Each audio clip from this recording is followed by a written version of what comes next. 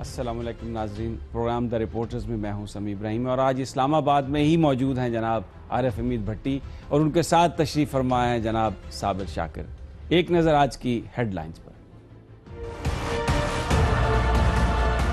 Supreme court में Panama case की समाअत, नवाज शरीफ की अहलियत का मामला मुनासिब फोरम पर भेजें, अटॉर्नी जनरल की इस्तदा।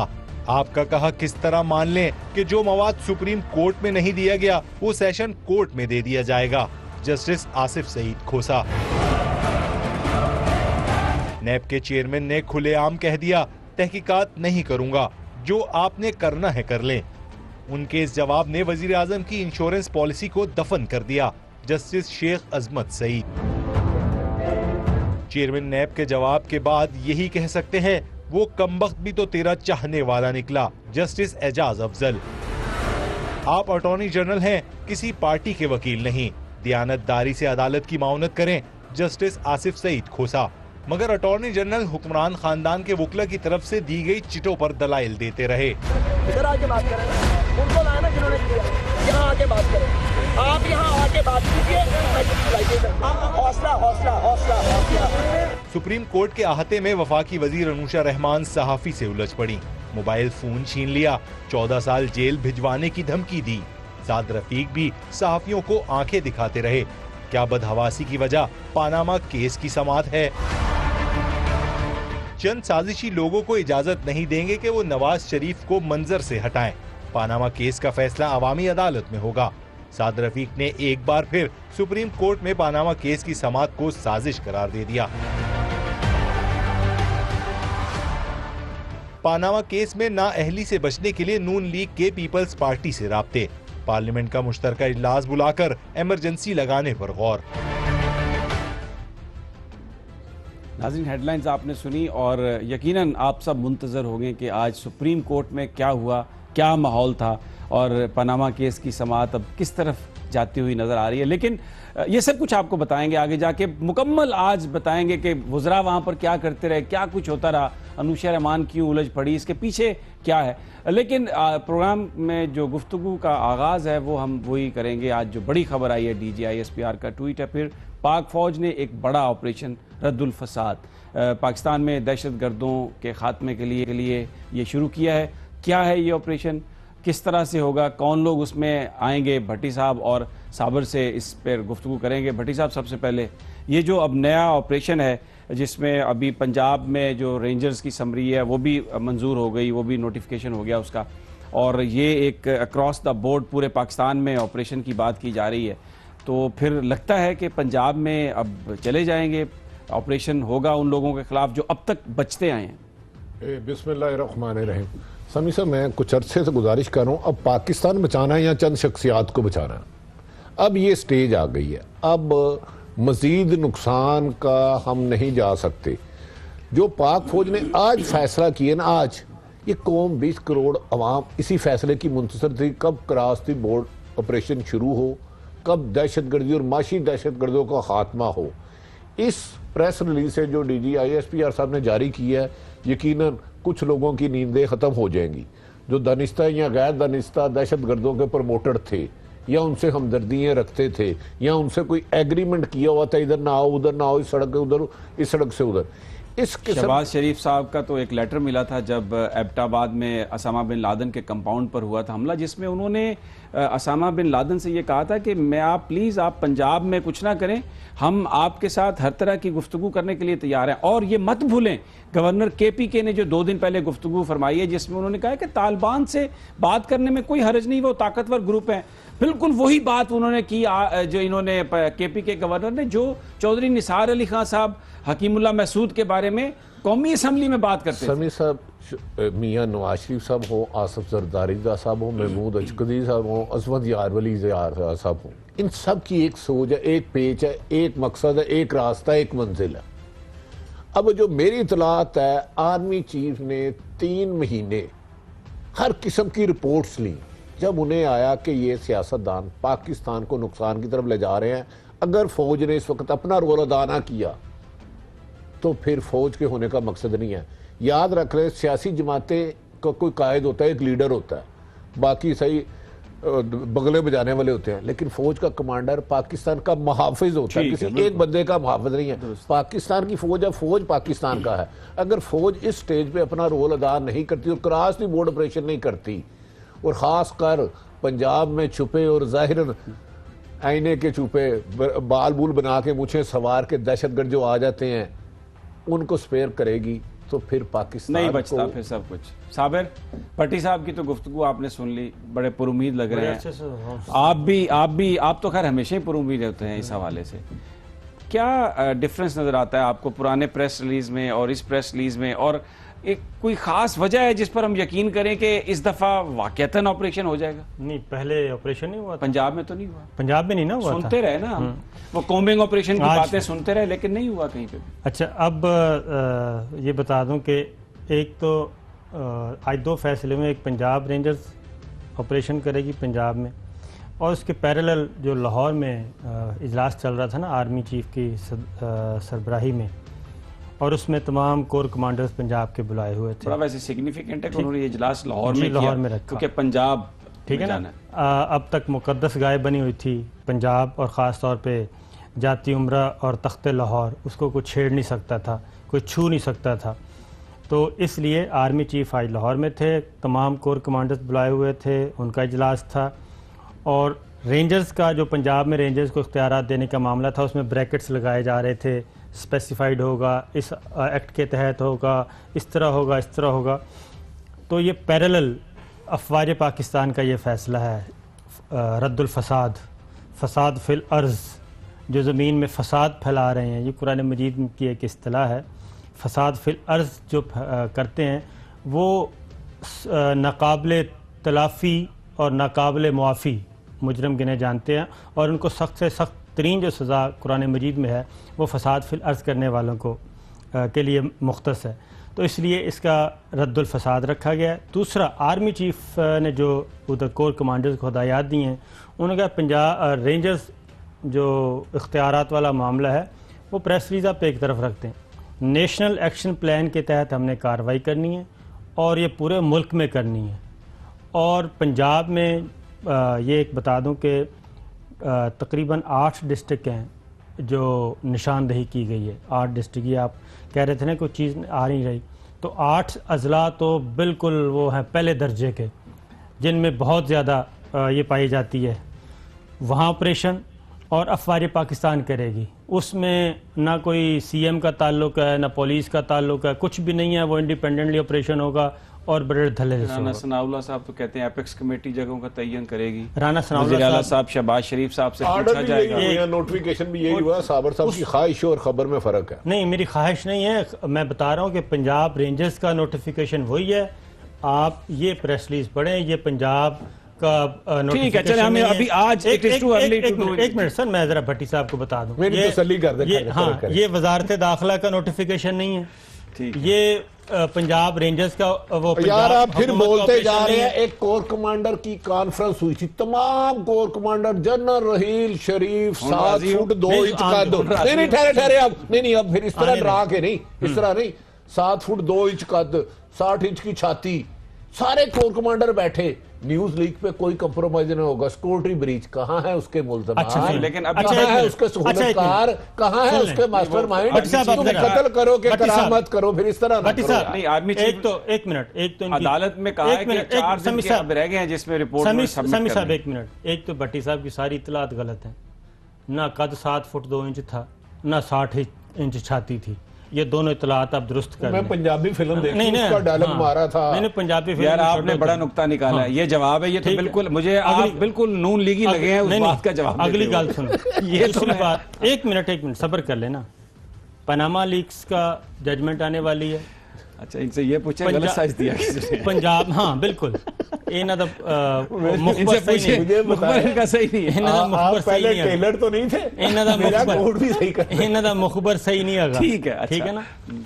वैसे बताऊं, मैंने बड़ी काम की बात की है, उन्हें समझ आ गई है जिनको मैंने लगाई है। नहीं, आपने सही नहीं, आप साबर जरा संजीदा, आपने सही नहीं लगाया। बड़ा इंपॉर्टेंट इशू है, बड़ा संजीदा इशू है ये, डॉन लीक्स का भी और ये ऑपरेशन का भी। मैं तरतीब टाइमलाइन बता देता हूँ आपको। अच्छा, मुख्तसर पनामा जरा लीक्स- अगली स्टोरीज पर भी जाना है हमें। पनामा लीक्स जजमेंट आने वाली है इंशाअल्लाह उल अज़ीज़, बहुत अच्छी जजमेंट होगी जो अब तक की हमने आर्गूमेंट सुने हैं। उसके बाद आ जाएगा डॉन लीक्स। डॉन लीक्स में ज़रा पता करें मरीम साहिबा अभी तक लंदन में क्यों है, ठीक है, और वो वापस क्यों नहीं आ रही। पनामा की वजह से और डॉन लीक्स की वजह से दो इशू हैं, इस वजह से नहीं आ रही। प्राइम मिनिस्टर साहब इस्तांबुल पहुंच गए हैं, अनकरा पहुंच गए हैं, तुर्की में हैं और वो 2 दिन उधर ही रहेंगे। तो कल इंतज़ार करेंगे कि क्या जजमेंट आती है, जजमेंट रिजर्व होती है या शॉर्ट जजमेंट आती है, उसके बाद उनका अगला प्लान होगा। ना पनामा लीक्स पे कोई कंप्रोमाइज़ होगा भट्टी साहब, ना डॉन लीक्स पे होगा। बाकी तक रही तो सही हुए कसर, हैं भाई, पनामा अभी तक तो लीक्स हुआ पे हुआ है। पाकिस्तान नहीं। की फौज का क्या ताल्लुक है? मामला सुप्रीम कोर्ट में है, वो सुप्रीम फौज का तो क्या मैं बता रहा हूँ ना, compromise का ताल्लुक है इससे? सुप्रीम कोर्ट मेरिट पे फैसला तो बस करेगी। वो फिर- जितने भी तो उसका वफाकी तो देखिए ना, वुज़रा, उसका जितने जो भी- आज का DG जितने भी वफाकी अच्छा, वुज़रा तड़ियां लगा रहे हैं, उनका कोई फायदा नहीं है। मेरे थोड़ा से सा- मैं इनकी इन्फॉर्मेशन को चला, मेरा भाई सिर्फ ये बता दे कितने साल लगेंगे न्यूज लीक का रिजल्ट आने में, कितने साल, सदियां, कोई बता दे। नहीं, मतलब मैं आपको बता देता हूँ। एक मिनट भट्टी साहब, तो पता है क्या कहते हैं? वो यार- कहते हैं हथेली पे ना सरसों जम जाए। कब हुआ था खबर, ये कब आई थी? हथेली 6 पे अक्टूबर सरसों को जम कब जाए थी? और यहाँ एक जंगल है, जंगल का और कानून है, यार यहाँ पे फिर कुछ भी नहीं आप 2 होता। मिनट ठहर दें, आप ठीक मेरा है? यार समय साहब मुझे बारी लेने दे। आप दुश्मनों को क्या मारोगे, इंडिया के दहशतगर्दों को क्या मारोगे कि जो आपने इंडिया, आपके मुल्क के पनामा लीक्स पे दहशतगर्द, सुप्रीम कोर्ट पे आप बात नहीं करना चाहते? नहीं, मैं वो करना, कोई मैं चीज- सिर्फ वही आखिरी देखिए ना, बात, आप- ये आप मुल्क के जो आपकी फौज को बदनाम कर रहे हैं उनको तो आप पकड़ नहीं सकते। जो सामने है, इंडिया से जो बंदा आता है, जो अफगानिस्तान से आता है, उसे पकड़ना मुश्किल है, सामने दुश्मन को तो पकड़ो खुदा ना। दुरुस्त है, ये बात आपकी दुरुस्त है। अब आखिरी 30-40 सेकंड, ये जो नेशनल एक्शन प्लान के तहत ऑपरेशन होना है, ये होगा तरतीब सऊदी, नज़ुली नहीं, सऊदी होगा, तरतीब सऊदी होगा। पहली कैटेगरी, दूसरी कैटेगरी, तीसरी कैटेगरी, इसमें कोई कंप्रोमाइज़ नहीं होगा।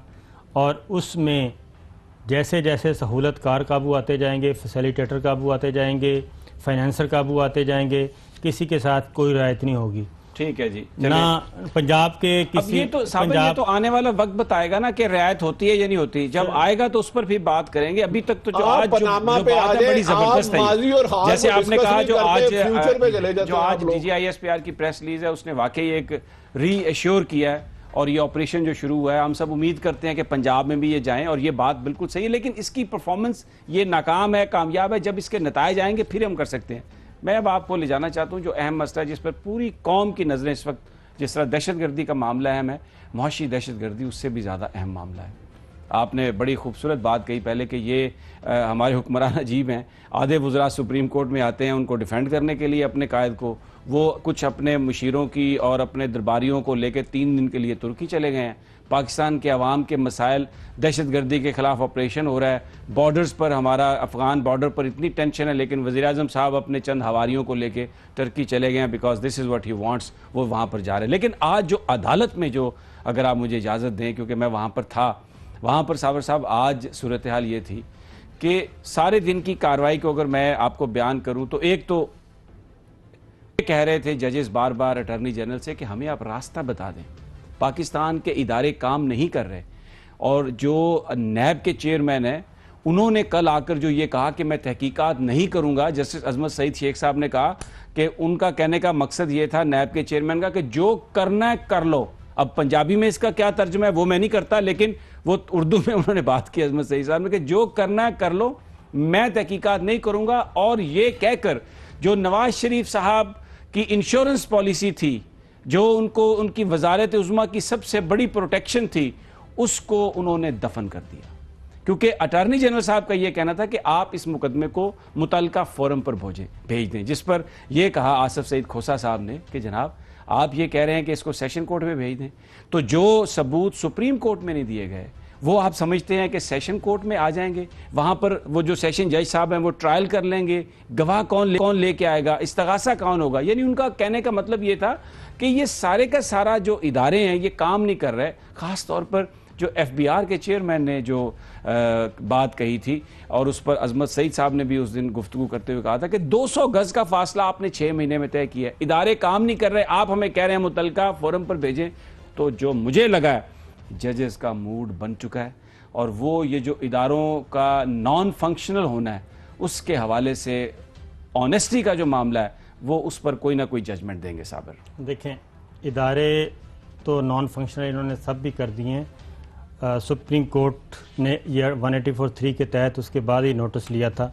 FIA, FBR, NAB, उसके बाद आ जाएं फाइनेंशियल, ये तो हैं फाइनेंशियल टेररिस्ट जिनके ख़िलाफ़ सुप्रीम कोर्ट में मुकदमा चल रहा है। दूसरी तरफ हैं जो दूसरे टेररिस्ट हैं मिलिटेंट्स, उनके ख़िलाफ़ भी जो इदारे थे वो नाकाम हो चुके थे, जिसके बाद अफवाज पाकिस्तान ने ये ज़िम्मेदारी ली थी।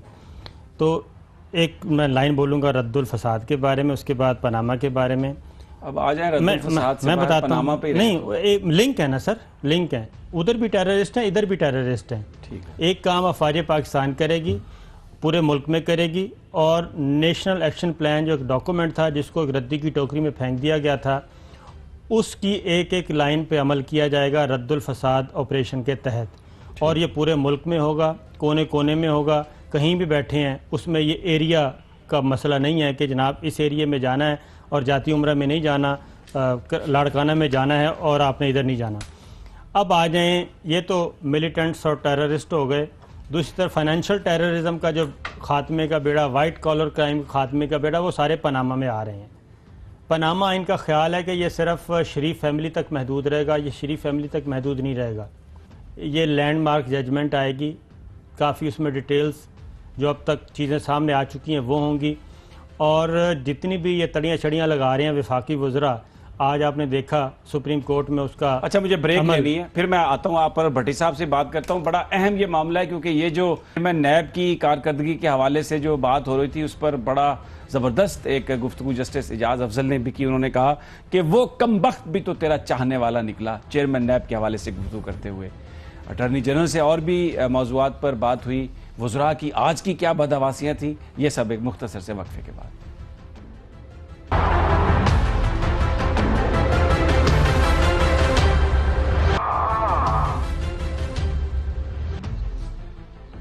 Welcome back. सुप्रीम कोर्ट में पनामा केस की समाअत की बात हो रही है। अटॉर्नी जनरल से आज, जैसा मैंने पहले कहा, बार बार ये पूछ रहे थे जज साहबान कि आप अदालत की मुआवनत करें, आप किसी पार्टी के वकील नहीं हैं, और आप हमें बताएं कि हम कहाँ ले जाएं इस सारे मामले को। अवाम जानना चाहते हैं उनका लीडर ऑनेस्ट है या नहीं, आप हमें बताएं और बिल्कुल इंडिपेंडेंटली बताएं। लेकिन उस वक्त जो चीज़ साबर और भट्टी साहब मैंने ऑब्ज़र्व की वो ये थी कि वो जो शरीफ ख़ानदान के वकला बैठे हुए थे, सलमान अकरम राजा साहब थे, शाहिद हामिद साहब थे, उनके वकील चिट्टें लिख लिख के वो दे रहे थे उनको, अटॉर्नी जनरल साहब को, और वो अदालत के सामने ही उनकी चिट आ रही थी और वो पढ़ रहे थे।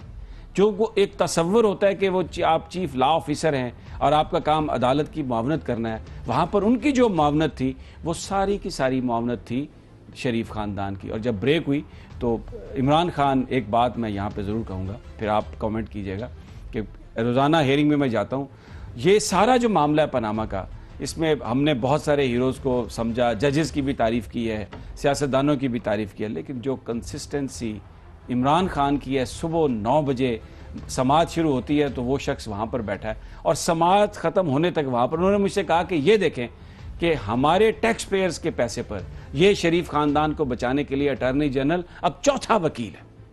ये एक रवैया था साबर अदालत में। भट्टी साहब, आप इस पे कमेंट करें। सर साहब, गुजारिश है कि मेरे ख्याल में इमरान खान जैसा जंगजू आदमी मैं आज तारीफ करे बगैर रह नहीं सकता।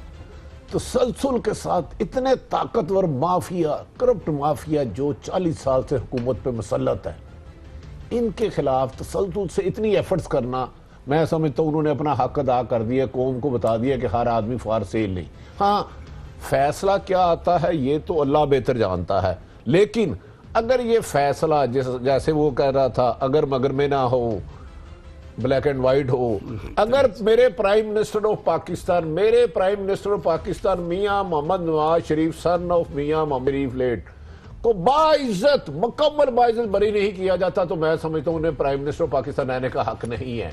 जिनकी दयानतदारी पे क्वेश्चन आ जाए, जिनकी सच्चाई और झूठ पे क्वेश्चन आ जाए, वो कौम का लीडर नहीं हो सकता, ये बात कौम को बहकाने वाला हो सकता है, कायद नहीं हो सकता। बिल्कुल ये दुरुस्त बात है।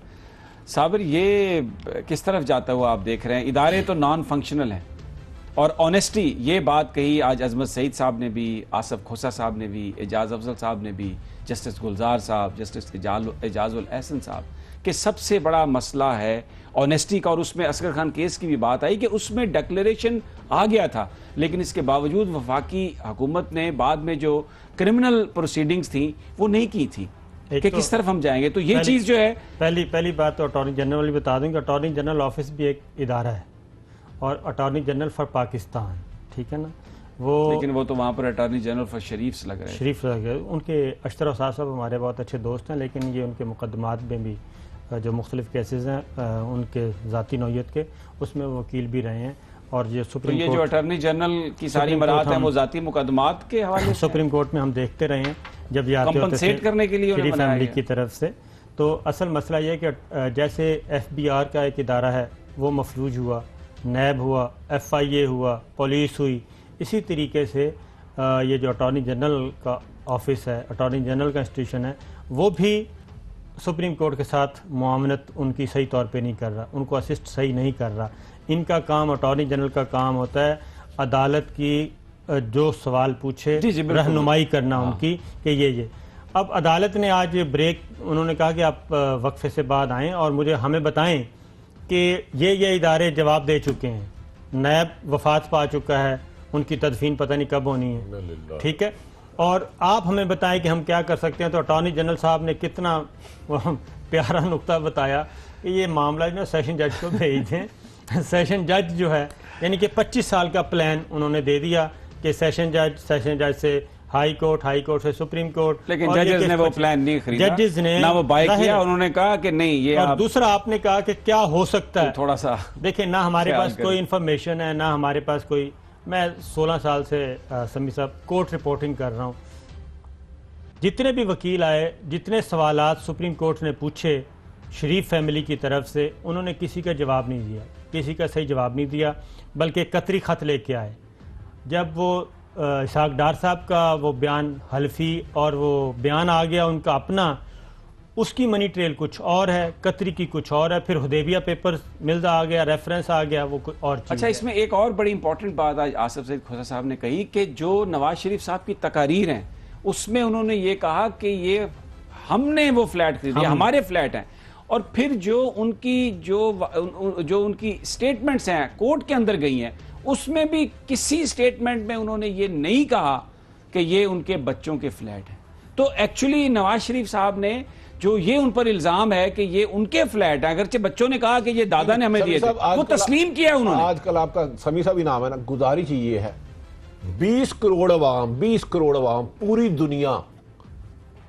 पूरी दुनिया ये हकायक जान चुकी है कि मियाँ साहब अदालतों के सामने झूठ बोल रहे हैं, ना सिर्फ कागजी तौर पे झूठ बोल रहे हैं बल्कि ज़बानी और उनकी फैमिली के मुतजाद बयानात ने उन्हें गिल्टी साबित कर दिया है। अब टेक्निकलिटी के तौर पर वकील साहिबान क्या दलाइल देते हैं या जज साहिबान क्या फैसला करते हैं ये उनका, लेकिन पूरी दुनिया जान चुकी है कि ये फ्लैट इनके हैं और नाजायज तरीके से पैसा बाहर गया है। बिल्कुल सही। अगर आप जायज तरीके से अपनी आमदन को साबित नहीं करते तो वो नाजायज ही कहलाती है। और नाजायज क्या होती है? उसमें उन्होंने वो चीमा केस का हवाला भी दिया अजमत सईद शेख साहब ने कि उसमें पैसे हलाल तरीके से कमाए गए थे, लेकिन उसको छुपाया गया, उसको जाहिर नहीं किया गया और वो नाअहलियत की बुनियाद बन गया।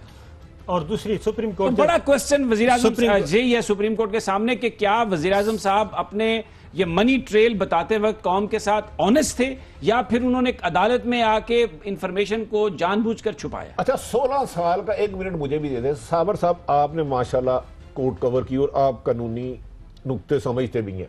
आप कितने % चांस है कि supreme court prime minister of Pakistan को बाइज्जत बरी कर दे कि ना उन्होंने इसमें कोई झूठ बोला है, ना जालसाजी की है, ना टेक्निकल फ्रॉड किया है, ना कोई मुनाफकत की है, ना मनी ट्रेल छुपाई है? कितने % चाहता है कि बाइज्जत बरी हो जाए? देखिए, जजमेंट में क्या होता है, सबसे पहले जो पिटिशनर्स जो वकील हैं उनके जो आर्गूमेंट्स हैं वो आएंगे, वो रिकॉर्ड किए जाएंगे, उसके बाद आ जाएंगे रिस्पोंडेंट्स के, जिसमें नवाज शरीफ साहब के वकील हैं, हुसैन नवाज के हैं, हसन नवाज के हैं, मरियम नवाज साहिबा के हैं और उसके इसहाक डार साहब के, वो आ जाएंगे। वो हमें, आप खुद समझदार हैं, मुझे भी पता है कि सुप्रीम कोर्ट ने क्या पूछा और उन वकीलों ने क्या जवाब दिया। उसके बाद में उन्होंने जो उम्रें बताई हैं, जिस वक्त ये सारा कतरी मुआहदे हो रहे थे ना, एक बच्चा 2 साल का था, एक बच्चा 6 साल का था, बाद, और वो बता रहे हैं कि ये मुआहदे हुए थे। उसके बाद आ जाएं आप, ये हो गया। उसके बाद आ जाएं जी FBR ने क्या किया और चेयरमैन नैब ने क्या किया। वो भी रिकॉर्ड करवा के चले गए हैं। तो सुप्रीम कोर्ट ने तमाम हुज्जत के तमाम बड़ा मौका जो दिया तमाम जजेस ने इतने खुले दिल से सुना, बार बार कहा है कि गैम्बल ना करें, छुपाएं ना, हमें बता दें। लेकिन भट्टी साहब तमाम मैं कहता हूं कमाल है। साहब भी ना सलमान राजा की तरह कर गए, वो ट्रेल मांगते रही अदालत हमारी मौजूद। मैंने कहा आपका तजर्बा देखे, फैसला तो अदालत मौजूद ने करना। जरा घुमाए नहीं आप अटॉर्नी जनरल साहब की तरह, बात सीधा सीधा बताएं, तजर्बा क्या बताता है? मैं बता रहा हूँ तमाम हुज्जत के तमाम उन्होंने रास्ते इख्तियार कर लिए सुप्रीम कोर्ट ने, जवाब आया नफी में। तो अब आप ये बताएं कि फैसला क्या आ सकता है? आपसे पूछा हमने 16 साल आपके, मेरा 1 मिनट है। मुझे लगता है कि कोई 70% से ऊपर की टीका लगेगा। मेरा प्राइम मिनिस्टर करप्ट होगा, झूठा होगा यार, ये कैसे मुमकिन है यार? ये इसका तो नाम शरीफ हो, वो कैसे शरीफ नहीं होगा? यार देखें, कुछ लोग अपने आप को शरीफ साबित अच्छा, ये जो आपने बात कही है ना, मुझे हैं। लगता है भट्टी साहब, एक सेकंड, मुझे लगता है कि नून लीग के कुछ लोगों को ये एहसास हो गया कि ये काम 70% है। आज अनुशा रहमान साहबा एक सहाफ़ी से, उन्होंने पब्लिक फिगर है, ख्वाजा साहब के साथ सरगोशियां कर रही थी, तो उसने फुटेज बनाने की कोशिश की, उन्होंने उस पर हमला किया, बाकायदा उससे कैमरा छीन लिया। और मैं आपको जरा वो सुनवा दूं, वो जो सहाफ़ी ने जो गुफ्तगू की, जो चैनल 7 के रिपोर्टर, हमने उन्हें बुलाया था, लेकिन बस कमज़ोर भी होते हैं हमारे साथी, ज़ाहिर है नौकरी का मसला भी होता है। इससे आपको नाज़रीन अंदाज़ा होना चाहिए कि प्रेशर्स कितने पड़ते हैं। ऐन मौके पे उन्होंने कहा मेरी तो एक मीटिंग आ गई है, लेकिन हमने सोचा ये इशू ऐसा है कि हम ज़रूर इसको उठाएंगे। तो आपको वो जो उन्होंने गुफ्तगू की कैमरे के सामने, वो सुनवा देते हैं। मैडम अनुशा रहमान साहबा और ख्वाजा साद रफीक साहब सरगोशियां कर रहे थे, बातचीत हो रही थी इनके दरमियान। तो मैंने मोबाइल निकाला, तो मैडम ने मोबाइल, आप कहाँ थे जब आपने मोबाइल निकाला? बताएं, तो बात बताइए। मोबाइल निकाला तो मैडम ने मोबाइल आके मुझसे छीनने के बाद बताएं ना यार, तो के आजम साहब पूरी गल दसो ना। पूरी तो मैडम ने कहा कि आपको मैं ना ये बंद करवा दूंगी जेल में, और उसके अलावा 14 साल की सजा करवा दूंगी, ये करवा दूंगी, धमकियां दी। FIA को मैं भी बुलाती हूँ, ये करवाती हूँ, ये करवाती हूँ, ये धमकियां देना। और मोबाइल फौरन मुझसे छीन लिया और फौरन कहा कि सिक्योरिटी वालों को बुलाओ, ये करो, ये करो, ये मामला। उसके बाद मोबाइल मैडम ने मुझसे छीन लिया और मेरा मोबाइल छीन के उन्होंने अपने पास रखा। फिर उसके बाद मोबाइल वापस कर दिलवाया आपको? यार पूरी बात बताओ ना, सच बोलो यार, कैमरे क्या क्या मैं बोलूंगा। हौसला हौसला हौसला हौसला हौसला हौसला हौसला हौसला। अच्छा, ये आपने, अच्छा एक और चीज मैं सुनवा दूं आपको, फिर आपसे कमेंट लेता हूं। थोड़ा सा इस पे बड़ा मेरा जाती इंटरेस्ट है, मैं एक छोटा सा रिपोर्टर हूं। गुजारिश ये है, सुप्रीम कोर्ट में बीट रिपोर्टर रोजाना इसलिए जाते हैं कि उन्हें उनका इदारा सैलरी देता है, तनख्वाह देता है। हमारी जिम्मेदारी है जाके उसको कवर करना। आप भी जाते हैं, अपने प्रोग्राम कवर करने जाते हैं। वज़रा की जो इन्होंने ओथ लिया, तो उसमें यह था कि नवाज फैमिली को जाके सुप्रीम कोर्ट में रोजाना करना। ये कहीं आइन और कानून में लिखा है इनका रोजाना वहां जाना? मेरे जर्नलिस्ट ना, मेरी तो मजबूरी है। लेकिन हम तो ये मजबूरी, लेकिन उनकी फोटो बनाना ये कहां पर कोई क्राइम है? वो पब्लिक फिगर है। दूसरी बात बता दें मुझे, अनुशा रहमान साहबा क्या इन्वेस्टिगेशन अफसर भी बन गई हैं, जज भी बन गई हैं, 14 साल कैद भी सजा दी है। अगर इजाजत देंगे खुदारा क्या कर रही है मैडम? आप तो 2008 में नमूदार हुई, उससे पहले तो आपका वजूद ही कोई नहीं था। अच्छा, अब एक जो सहाफी ने जो गुफ्तगू की वो भी सुनवा दें कि वहां पर मैडम अनुशा खुद सुप्रीम के अंदर बैठ कर क्या करती हैं, करती क्या है, गुस्सा किस बात पे उन्हें, जरा वो भी सुन लें। बीबी कुरान पे हाथ रख के ये कहे कि वो कोर्ट के अंदर से हसन नवाज, हुसैन नवाज और मरियम बीबी को मैसेज नहीं करती। एक कसम करके मुझे बताए, मैं कहता हूँ कि मेरे सामने आप उनसे जरूर सवाल करें ना, वो रोज मीडिया के सामने आती है। मैंने रोका हुआ आपको। ये जरा एक मिनट, ये मैं चाहूंगा कि दोबारा सुनवा दें कि सहाफी जो कह रहे हैं कि कोर्ट रूम में अनुशा रहमान बैठ के करती क्या है, जरा ये दोबारा सुनवा दें। अनुशा रहमान साहबा वहां पर किसकी सर्विस कर रही हैं, किसके क्या वो कर रही है, जरा सुन लें आप। बीबी कुरान पे हाथ रख के ये कहे कि वो कोर्ट के अंदर से हसन नवाज, हुसैन नवाज और मरियम बीबी को मैसेज नहीं करती। एक कसम करके मुझे बताए, मैं कहता हूँ कि मेरे सामने आप उनसे जरूर सवाल करें ना, वो रोज मीडिया के सामने आती है। मैंने रोका हुआ आपको।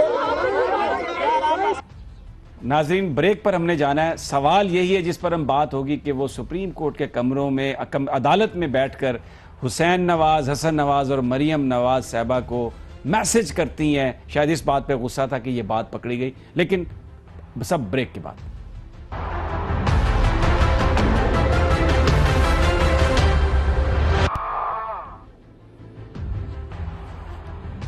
Welcome back. ये जो बदहवासियां जिसमें ये लड़ रहे हैं, इसमें ये जो हम वाकया बयान किया, अनुशा रहमान साहबा ने भी इसके बारे में गुफ्तगू की, वो सुन ले जरा।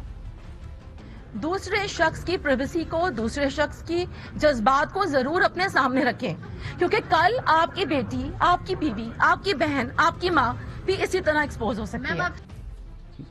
अब ये सियासतदान है, पब्लिक फिगर हैं, साबिर साहब ये क्या कह रही हैं? अच्छा, असल में अच्छा, मैं एक और भी ये एक पुरानी शरीफ खानदान के या इनके साथियों की आदत है, वो जमील चिश्ती और खालिद कयूम हमारे दो साथी हैं, उनको जाती उम्र में दरख्त से बांध दिया था। वो मैं खबर का जिक्र नहीं करूंगा, अनुशे साहबा को या शरीफ खानदान के जो लॉयलिस्ट हैं उनको बड़ी तकलीफ होगी वो याद दहानी से, लेकिन अब ये जरा कोई ये जवाब है जो वो दे रही है। अच्छा, ये पहली बात तो है कि सुप्रीम कोर्ट के कोर्ट रूम में फोन नहीं ले जा सकते, कोर्ट रूम के बाहर जमा करवाया जाता है। हुसैन को और हसन को मैसेज कर रही हैं, अब जाहिर है मरियम साहबा को बता रही हैं। अब जाहिर है वहाँ पे इस्लामाबाद की पुलिस है, वो इनके पर्स कैसे चेक करेगी, कोई ना कोई एक फोन जमा करवा देती होंगी, एक अंदर ले जाती होंगी। पर्स चेक करेंगी तो वो कहेंगी कि अपनी कदी माँ पे अंडा पर्स चेक किया है। एक सुनो ना, मेरी गाल सुनो। दूसरी बात यह है कि वो ये जो ये बात कह रहे हैं ना, जो ये बात कह रही हैं कि माँ बहन और फलां फलां, तो वहाँ पे ना माँ की कोई तस्वीर बना रहा था ना बहन की बना रहा था। जर्नलिस्ट का काम क्या है? जर्नलिस्ट आजकल इन्हीं आईफोन्स के और इन्हीं के ज़रिए से काम करते हैं, और सुप्रीम कोर्ट हो, पार्लियामेंट हो, वहाँ से भी फुटेज बनाई जाती है और एयर की जाती है। सुप्रीम कोर्ट में एक बच्चे की डेथ हुई थी, वो भी मोबाइल फ़ोन के ज़रिए फुटेज आई थी और वो एयर हुई थी और सुप्रीम कोर्ट ने इतराज़ नहीं किया था। मसला ये है कि अगर उसने कोई जुर्म किया था, फ़र्ज़ करें जुर्म किया था, तो फिर भाई आप रजिस्ट्रार को एप्लीकेशन दे देती। ये क्या काम था कि आप खुद फोन छीने, हमला करें? लिया, फोन छीनने के बाद है हमारी यूनियन पे जो इसको पैचअप कराने की कोशिश कर रहे हैं उनको पर्चा दर्ज करना चाहिए। ये पता नहीं सारे के सारे चले जाते हैं पैचअप कराने के लिए, काम किसके लिए कर रहे हैं? मैं अपने यूनियन वाले साथियों से पूछता हूँ, इतने बड़े बड़े नाम है उनके, ये किसके लिए काम कर रहे हैं? करना चाहूंगा, ये डैमेज कंट्रोल करने के लिए पहुंच जाते हैं। मेरे ख्याल में ये हमारी यूनियन क्लब का जिम्मेदारी है कि वो जाके मुकदमे का पर्चा दर्ज कराएं कि अनुशा रहमान साहब में मोबाइल नहीं ले जाया जा सकता। मैं अपनी मोहतरमा अनुशा बहन साहबा से फरमाता हूँ, सीक्रेसी नहीं थी, ओपन थी। जब आप रोजाना उधर तशरीफ लाती हैं, सामने दर्जनों कैमरे लगे होते हैं, वहां सीक्रेसी कहा है। ओ भाई कोर्ट रूम। अच्छा, एक और शार्ट आपको सुनाना चाहता हूं। साबिर साहब, अगर आप इजाजत दें। तो नहीं ना गुस्सा, आप जाते हैं दर्जनों कैमरों के सामने जाकर सबसे पहले अपनी तस्वीर दिखाती हैं कि मैं नवाज शरीफ के सामने नंबर बना लूं। वाह भाई वाह। एक और ख्वाजा साद रफीक साहब ये गुफ्तगू की जिसमें वो कह रहे हैं आप सहाफी बने, सियासतदान ना बने, जरा वो जरा सुनवा दें प्रोड्यूसर साहब। बोलने का मौका देंगे या आप नारेबाजी करेंगे? यार मेहरबानी करके आप ही साथियों वाला रवैया इख्तियार करें ना, पॉलिटिकल एक्टिविस्ट ना बने। ये चुप करेंगे पहले, ये कोई बात है भला? मिसबिहेव करें आप। अच्छा, ये कह रहे हैं साबिर, जरा इस पे तबसरा करें कि आप सियासतदान ना बने, हमें आप बोलने दें। ये अपनी क्लास की इतनी बदतारीफी कर रहे हैं कि क्या सियासतदान कोई बदतमीज लोग होते हैं जिनको ये कह रहे हैं कि आप सहाफ़ी बने, सियासतदान ना बने? वो खुद ही कह रहे थे ना कि सहाफ़ी जो है वो थोड़ा सा नारेबाजी कर रहे थे। उनके ख्याल में आप बदतमीजी कर रहे हैं, आप सियासतदान ना करें, सियासतदानों की तरह बदतमीजी मत करें, सियासतदानों की तरह फसाद ना फैलाएं, सियासतदानों की तरह ये ना काम करें, आप जर्नलिस्ट सियासतदानों की तरह मुनाफिकाना सियासी स्टेटमेंट्स ना दें। भट्टी साहब, ये क्या कह रहे थे वो? समीर साहब, आज का वाकया अफसोसनाक है। मैं बार बार कह रहा हूं कि सुप्रीम कोर्ट के जज साहबान की सिक्योरिटी फौज या रेंजर को दे देनी चाहिए। ये 7 न्यूज पे हमला उन्होंने नहीं किया, पूरी सहाफत पर हमला किया। जजों के खिलाफ वो बोल रहे हैं, अदारों को बुरा भला वो कह रहे हैं, बड़ी खबर है। सहाफियों को बुरा भला वो कह रहे हैं। और ख्वाजा साहब का भी जो अंदाजा गुफ्तगू था, धमकी थी उसमें। देखिए, हम सहाफी हैं, हमें अपना काम करने दें। देखिए सर, वफाकी वज़रा ये जो है ना, इनके हाथ पांव फूले हुए हैं। पंजाब एक मुकद्दस गाय थी, वहाँ पे कोई जा नहीं सकता। अच्छा, मैं अब एक और चीज, टाइम का रेंजर्स ऑपरेशन शुरू हो गया। मैं यार ये एक साबिर आपको एक और बात फसाद शुरू हो गया। एक और बात सुनाना चाहता हूँ। दानियाल अजीज ने जो नैब के चेयरमैन की तकर्री के हवाले से झूठ बोला है, जरा सुन लें। सबसे बड़ा अदारा है अकाउंटेबिलिटी का, नेशनल अकाउंटेबिलिटी ब्यूरो, उसके चेयरमैन को पाकिस्तान मुस्लिम लीग नून के हुकूमत तैनात नहीं किया। वो तमाम जमातों की मुशावरत से तैनात होते हैं। जिस वक्त वो तैनात हुए थे उस वक्त कंसेंसस था, यानी ये लीडर ऑफ द हाउस और लीडर ऑफ द अपोजिशन ने बनाया था। अच्छा, एक और शॉट उनका सुनवा दें जिसमें उन्होंने आगे जाके सुप्रीम कोर्ट पर को जिस अंदाज में तनकीद का निशाना बनाया। अगर अदलिया को इस बात का कोई तशवीश है तो फिर अदालत में ये बात कल हुई कि उनको वहां से बरतरफ करने का नवाज शरीफ के पास या हुकूमत के पास इख्तियार ही नहीं है।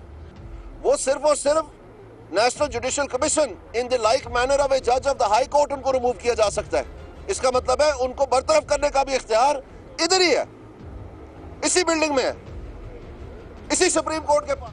साबर, योर कमेंट। 15 सेकंड है। मैं बता दूं 15 सेकंड है एक्चुअल। 3-4 सीनियर वकला हैं, वो पटिशन से इख्तियार कर रहे हैं। जितने भी ये सुप्रीम कोर्ट के बारे में इन्होंने हरास करने के बयानात दिए हैं, उसकी बुनियाद पे एक पटिशन आएगी। बहुत बहुत शुक्रिया। कल इंशाल्लाह फिर बातों की इजाजत दीजिए। अल्लाह निगहबान।